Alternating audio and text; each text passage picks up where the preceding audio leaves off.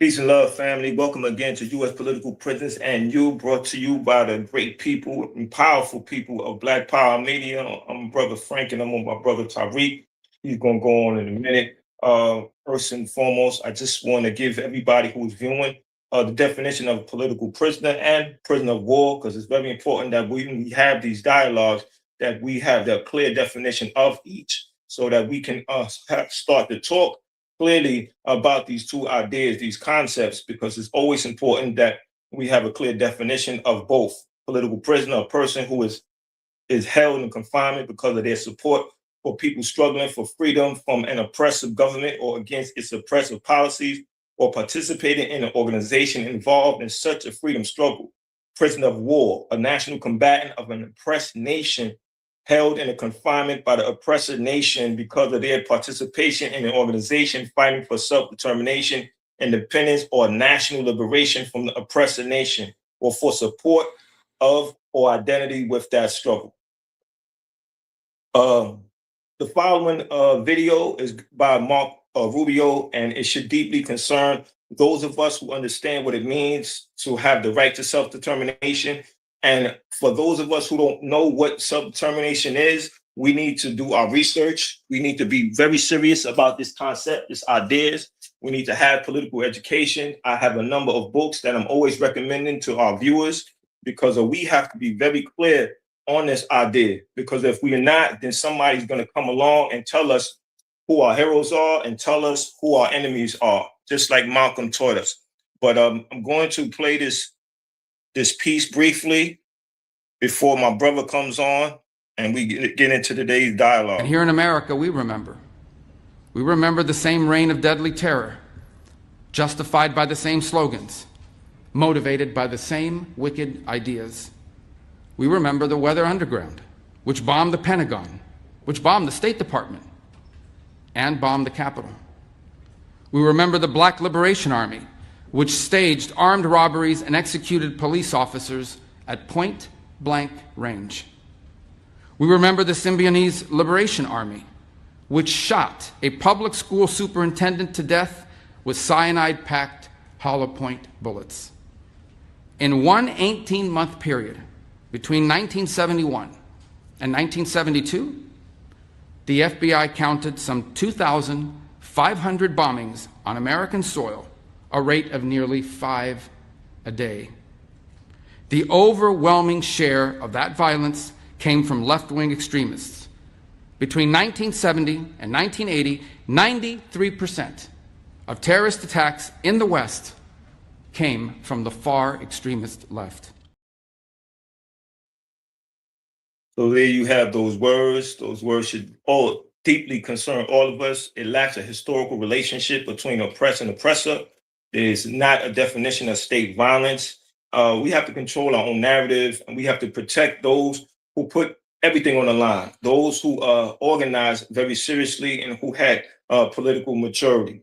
My brother, Tariq? Yes. Peace, family. We all political prisoners of war. I am so happy that you have joined in to watch this important discussion about self-determination. I am Tariq. I am a Black Panther. I am a former member of the Black Liberation Army. I spent 17 years in numerous American death camp prisons as a political prisoner of war. Thank you, my brother. And so Marco Rubio's video, or his speech on the resurgence of political terrorism, was viewed by over 100,000 people. And I'm deeply concerned about how many of those people are from our background. How many of those people had to deal with drugs in our community, had to deal with police violence, had to deal with a number of our people being in prison and making up the majority of the prison population. These are serious ideas that we need to examine deeply and critically, because critical examination comes through political education. And once again, these are books that could give you political clarity on the Black Liberation Army, on the Black Panther Party. We have to control our own narrative, because these ideas find their way to our people. And then when we have community events and we engage the community is hesitant because of what they heard and the fact that they didn't do their own research. So my first question to my brother is, how would you define self-determination? Okay, before I go into that, Frank, I just want to say that a part of the video that was not shown dealing with Marco Rubio, he points out that the terrorists attacked on 9/11 and 19 terrorists killed 3,000 people.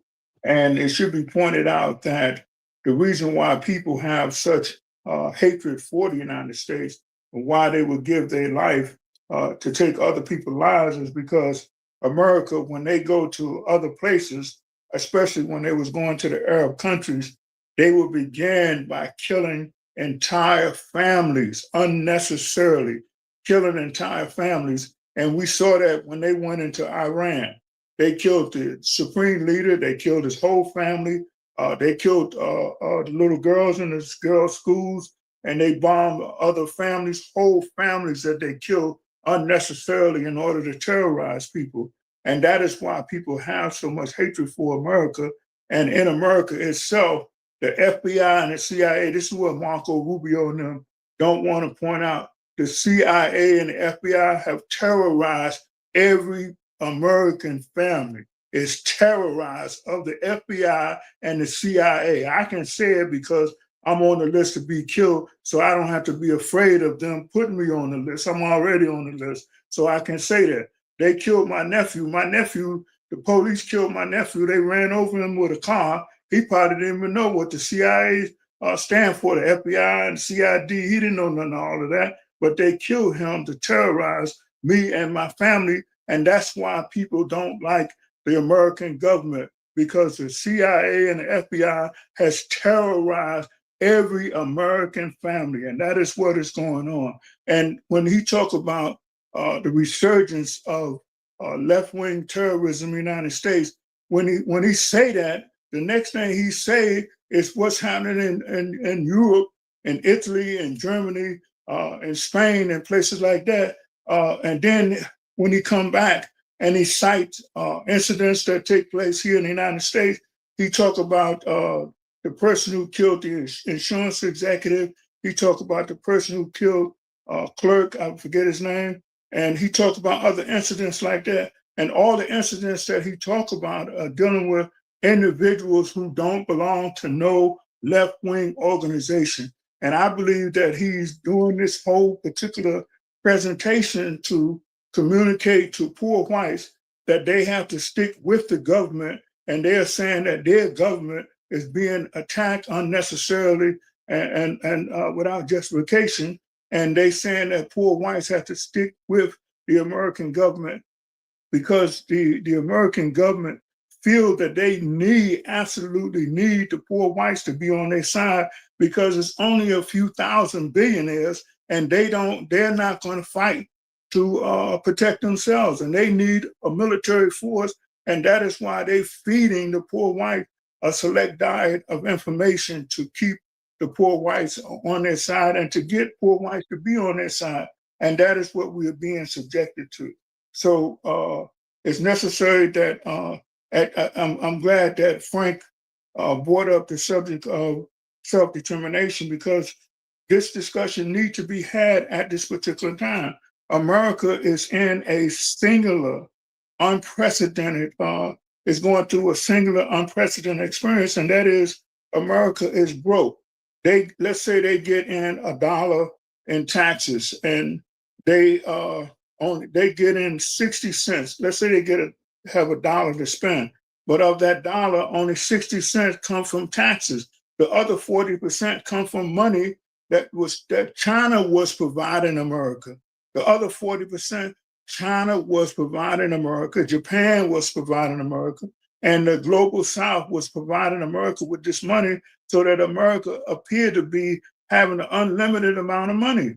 But now China is no longer buying the treasury bonds as vigorously as they used to, and Japan, the persons with money in Japan, they're investing the money in their own banks now. And so America is being deprived of the 40 cents that they used to borrow. And so in order to address that, they can't, the billionaires are not going to provide them with the money. And China is no longer going to do it. Japan is no longer going to do it. So America is going to have to cut programs. And when they cut programs, it's going to anger all Americans, not just Black Americans. They're going to cut off Black people from the different programs, but they're also going to have to cut white people from the program. That's why they got to make it clear to white people at the start of this situation that Black people is the ones who are responsible for this shortfall, this lack of having money to do the deficit spending, and that is what is going on. That is what Marco Rubio is talking about, and that is why he keeps referencing civilization, because when he referenced civilization, he denote that there are persons who are not civil, who are barbarians, who are inferior people, and those people should be attacked. And he is saying that the persons included in the civilized society are basically white people, and that Black people and non-white people are barbarians, uncivilized people, and he is trying to point poor whites in the direction of attacking them. And this is a fascist move on their part. They're clearly talking about fascism.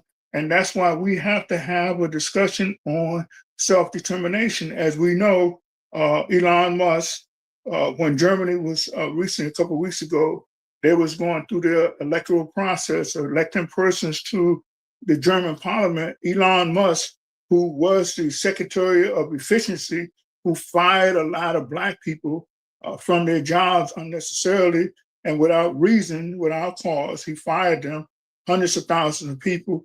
But Elon Musk, the person in charge of the efficiency department, he went to Germany and encouraged the German people to elect members from the alternate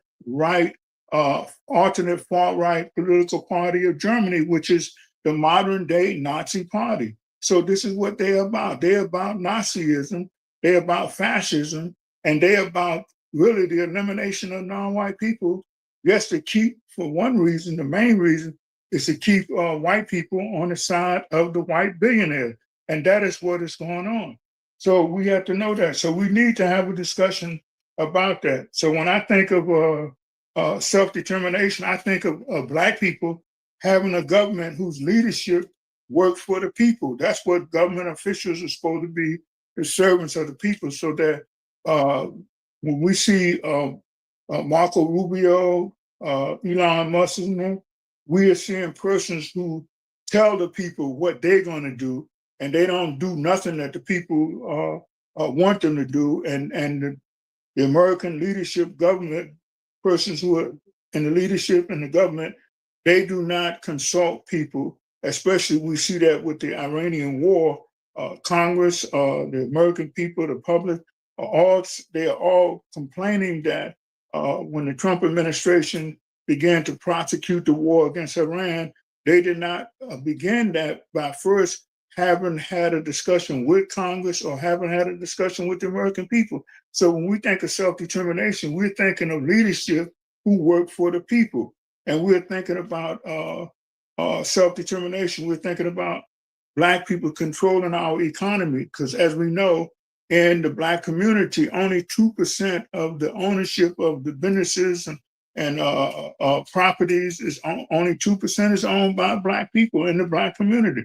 So that when we talk about self-determination, we're talking about controlling our own economy, and we're talking about controlling all the departments in the government, and all the departments in the government will work for the benefit of the people. So that's what is meant by self-determination, right? Excellent, brother. As always, I'm always appreciative for you taking the time out to elaborate, and especially you being a member of the Black Liberation Army. It's very important that our freedom fighters, those who serve their time, return to us, to our community, and educate our people and our community. And that's why it was very important that you was on this particular episode, because of the attack that just took place regarding on our people, regarding our narrative. And that's why I always say that Black Power Media is so important, because we have to control our own narrative. We have to be able to defend those who defended us for so long. You know, I was born in '73, and you were around and doing what you was doing during that time. And I think about people like Bilal Sunni Ali, who, when I talked to him and he asked me what year I was born, and I told him, and he said they had a slogan, "We're gonna get free in '73." So just to know that there were people organizing and doing what they had to do to make sure that people was protected, you know, I feel obligated politically to carry on that legacy, to make sure that their name, their ideas, their legacy is protected. And that's why it was very important that we had to counter what was being said. So I would have to say, in my definition or how I see self-determination, I would say that it's the freedom to decide our own destiny, right? And I think every nation has that. And you have to take that very seriously, because if there's drugs in this community, how is that going to affect your destiny? If there's police violence in your community, how is that going to affect your destiny? If there's a lack of affordable housing in your community, how is that going to affect your destiny? Question two, as a former member of the Black Liberation Army, what does the right to self-determination mean to you? Okay, let me say a couple of things, Frank. You mentioned a couple of things. First of all, let me say about Marco Rubio. He started out by citing the attack on the World Trade Center, and what happened was, after that, the next year, the first anniversary of that attack, I was just turning through the channels on TV. They was having a memorial service in the new baseball field that had been built in Coney Island. It was right down the street, a couple of doors from where I used to work at. I used to work in Coney Island, and this new baseball field was built a couple of doors down from where I used to work at. And so I was turning through the channel, and I came across the memorial service they was having, and the people on the TV was urging people to come down. Y'all come down. It's free, and you just come in and walk in, and it's free. And all you got to do is come in and sit down. Look, and they showed the baseball field and the seats and everything. No one was there. No one was there, Marco Rubio, because the American people know that the American government is a terroristic government. And they know that when the American government had went to the Middle East, they had killed whole families. They knew these people was not combatants. They killed whole family. That's a regular thing for the American troops. I used to be with the American troops. I know that is a regular thing. Matter of fact, these people was going around terrorizing people. And I had told them when I was in Vietnam to stop terrorizing people. And they came to my house one night and shot up around my house to let me know that I shouldn't be doing that. But I know that this is what the American people do. They are the terrorists. The American government are the terrorists. They go around terrorizing whole families and killing whole families.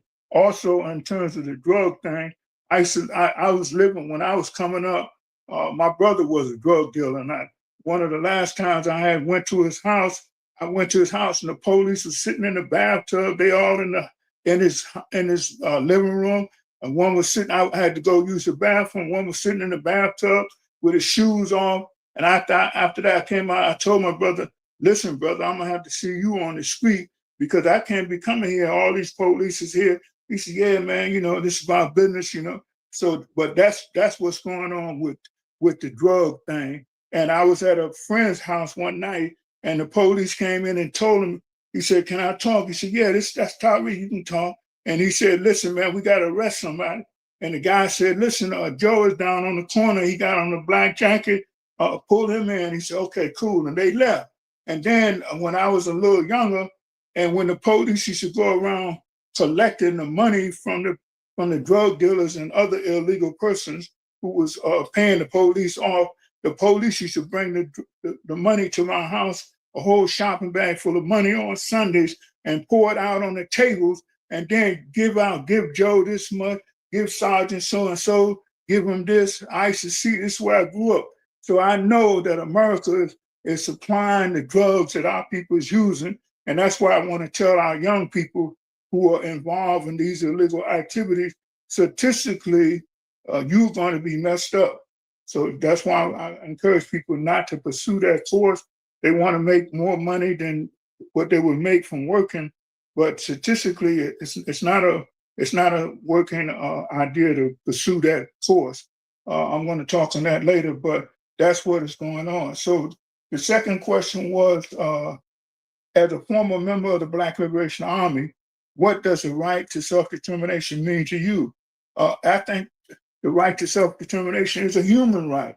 We are human beings, and in order for us to live, we have to separate ourselves from the government, because the government is clear now. They are pursuing a fascistic approach to dealing with matters. And in terms of fascism, fascism is about killing the uncivilized people. That's why Marco Rubio keep mentioning civilization, and that they represent civilization. And the opposite of civilization is barbarism. And barbaric people are inferior people, and that's what they consider non-white people as inferior people. That's why he keeps saying civilization, because he's denoting that there's civilized people and there are barbaric people, and he feels that the barbaric people should be eliminated. And so our people have to know that this is what is going on, and that is why we, as a human right, in order to save ourselves, in order to save our families and our loved ones, we have to untether ourselves from the United States government and leave them to go their way so that we can live and go our way. The Black people are tethered to the U.S. government. It is to be chained to their fascistic genocidal process, and we have to unchain ourselves from the genocidal process that these people are pursuing. And as I say, Marco Rubio, when he talking civilization, he denoting barbarism, and the barbaric persons are inferior persons.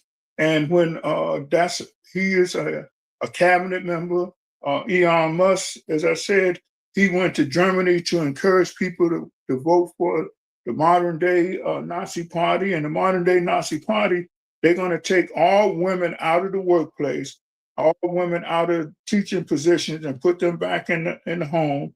And the male will be the leader in everything. And they want women to support that and not participate in any public life. That's what's going on.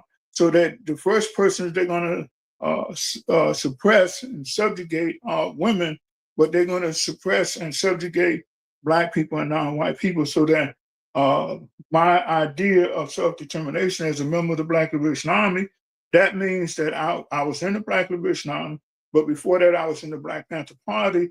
And in the Black Panther Party, we learned about governments, and we learned especially about the United States government, and that it is a fascistic government, and that they have been on a genocidal course from the beginning, and they are pursuing that. And as a matter of fact, Marco Rubio, in his first presentation, he made a presentation before the present one.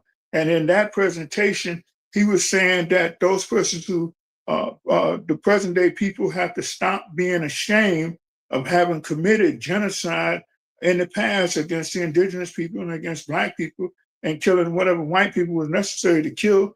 They're saying, Marco Rubio was saying that people have to stop being ashamed of having done that, and they have to be chest out proud of doing that and go forward chest out proud and kill however many people is necessary. That's basically what he is saying. That is his position, so that we have to untether ourselves, unfetter ourselves from them, and go our separate ways in order to live. Yes, thank you. Thank you. Once again, there are a number of publications that I was showing the viewers, right? And these books allowed me to conclude that members of the Black Panther Party, members of the Black Liberation Army, they felt that the right to self-determination was to control your own destiny. And they knew that they were going to do that by any means necessary, right? They had to control what was going on in their community, how they interacted with the drug dealers, how they interacted with state violence manifested by the police, how they interacted with there not being enough funding for schools and medical facilities, as well as for the children. How the children need to eat in the morning. The Black Panther Party made sure they could have breakfast so they could go to school with a full stomach. So that was all about taking action around the idea of self-determination, because to know something and not to do anything is to just say that you don't really know what you're advocating for, and your relationship to the idea is not that very clear. So my next question is, why is it important politically for our people to not allow an oppressive government to decide if we have a right to self-determination? As I said, the members of the United States government, they are fascistic, and they are clear about being fascistic. If one just has to, if one does not know what civilization mean, and that when you say civilization, you denote barbarism. If you don't know that, you can research that and see that connection. But also, I want to point out when Frank pointed out this book, The Panther 21. That is a case where the government was saying, uh, uh, look for me in the whirlwind. It's a discussion about the government having charged 21 Black Panthers with desiring to bomb Macy's and Gimbel's, first places where Black people shopped at. And they said that Black people desired to bomb the botanical garden. And that was, to me, the most important thing that they did was held these 21 very good people in jail for 19 months, held up their lives, threatened their lives, and messed up their lives for 19 months. And they were doing that to say that the Black Panthers were crazy people. Every day for 19 months, every day would be in the paper that the Black Panthers wanted to bomb a botanical garden. They wanted to bomb the flowers. They wanted to bomb places where Black people were shopping at. And of course, Black people found this to be shocking. And I'm sure all people who read this found this to be shocking, because they were saying that only crazy people would want to bomb botanical gardens.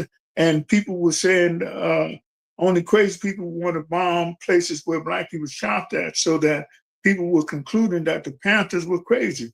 But after those 19 months, and that case went before the jury said there's no evidence of them really wanting to do this, and so they acquitted them. Now, so that there's no evidence of that, that meant that that was a CIA operation to train the people to think of the Black Panthers as being crazy. And so, but the people did not know that they should go on to realize that the Black Panthers was not crazy. The government officials were crazy by messing up the lives of those 21 people in order to just to put out a message. And the message was that the Black Panthers were crazy, but the Black Panthers was not crazy. The government, many government officials, I'm not saying everybody in the government is crazy, but I'm saying many government officials and persons who make decisions about the government, they are seriously insane, and they have terrorized everybody in America. The left, the far left, has not terrorized everybody in America, and the far left do not go around killing up whole families and threatening whole families. And that is why it's clear from the recent situation and from the Iraqi situation, where they killed 1 million people in a couple of weeks' time, that the government officials in the United States, they are the crazy people. And so, as it was pointed out, why is it important politically for our people to not allow an oppressive government to decide if we have a right to self-determination? As I said, these people are insane. And as Nina Simone pointed out, if you are a diner, when they stop serving love, you should pull away from the table. Black people have to pull away from the table. We have to know that the government officials are insane persons, and that they are, we have to know that they are insane, and we have to know that those persons should not be making decisions for Black people. Actually, those persons need persons to take care of them, to make decisions for them, because they are insane and everything that they're going to do is wrong. That's why Marco Rubio, when he said a resurgence of terrorism in the United States, he go on to cite what's happening in Germany and what's happening in Spain and what's happening in Italy, but he's talking about a resurgence of left-wing terror in the United States. But he cites situations in foreign countries, and then when he cites situations in America that supposedly carried out by the left wing, those situations were not carried out by left wing people. Those situations were carried out by individuals who do not subscribe, who do not embrace any ideology. That person who killed the insurance person, he acted on his own. I'm not saying he's guilty, but he acted on his own. The other person who killed Clark, those persons, they acted on their own. They did not belong to a group, a leftist group. So he's accusing the leftists of a resurgence of violent activity, and that is not the case. The persons that he cited, all of those persons will not belong to a group, and that's why he contradicts himself. That's why I was saying to my partner Frank, we should have a transcript of what he said, and we could point out particularly line 3, section 4. That listen what he's saying. He's saying that we're going left, but he's going right. That's what's happening with Marco Rubio. And that's why I say these people usually don't come out to make speeches like that, because people will make transcripts of it. And then that's why he's citing where the people who read the speeches before, they were saying all these accusations are really nonsense accusations. And they really, if anybody done anything to the United States, it's because the United States has terrorized whole families, killed whole families. And he's, Marco Rubio starts out very proud. We killed this one, we killed that one, we killed this one. And he's very proud of that. It's like citing, they have won different basketball games or something. But that's the way the government officials are. So that we, especially in this time, America, as I say, we are in a time, a particular time. We are in a unprecedented time. America is broke, and unlike before, when America went through recessions, after a while they would climb. The economy would climb out of the recession, but there's no chance of America climbing out of this recession because they do not have the industrial base to climb out with, to form a ladder to climb out with. They don't have money, and they can't get money. And the only way they can get money is to get pull guns on. They thought they could pull a gun on China by depriving them of oil from Venezuela and depriving them of oil from Iran. And they thought China would fall back in line, but that is not the case, though. China is not going to submit again. And so they are going to have to deal with the fact of being short of money. They don't have the money. So they're going to cut the programs, and they absolutely need poor white people to be on the side of the government. They need poor white people to be on the side of the rich white people. And even though the rich white people, the industrialists, have moved the jobs overseas to Bangladesh, India, even China. They got a lot of General Motors plants out of Detroit that are now located in China. That's what is happening. So that's the situation that America has to deal with. It's a singular situation, unprecedented, and there's no way out short of hurting the American people. The government is going to have to hurt the American people, and they're going to want people to be a buffer between the upset people and the government, and that is what is going on. That is what Marco Rubio is plugging to try to get to happen. Absolutely. Thank you, my brother. You did a great job, as always, elaborating on what's happening and what we need to do. Our concern about allowing somebody to control whether we have a right to self-determination or not, we need to understand their objective and our objective. Our objective is to secure food, clothing, and shelter. Their objective is to control and maintain extreme profit nationally and internationally. And so I just want to let people know that there's going to be a number of things happening recently. You have the Vegan Fest that's coming August 8th. I'll be at a table talking about political prisoners. Please stop by. Let's talk, let's engage. And also we have Perv Fest coming up. Perv Fest is coming up August 22nd. Anybody who wants to be involved in that, please let me know. I always provide my contact. So you could reach out to me personally about being involved, volunteering. We have to come together. We have to organize because this episode was around somebody controlling our own narrative. This episode was about somebody attacking that, and we have to respond. And that's why we committed to making this episode as clear as possible. Hopefully, we did a good job.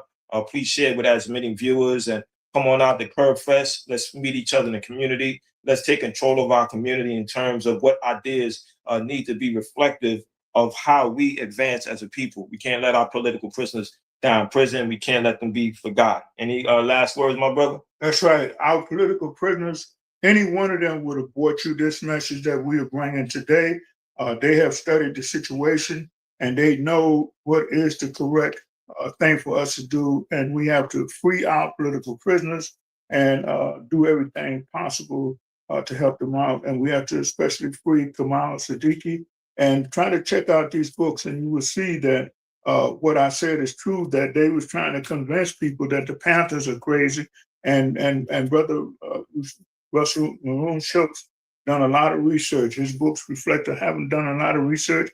And these are our political prisoners. So we want to know them. There are pictures of them. The sister's done a very good job of that. And we have to know these things and study these things, and so that you will know and you will save yourself. This is an information war that we're in.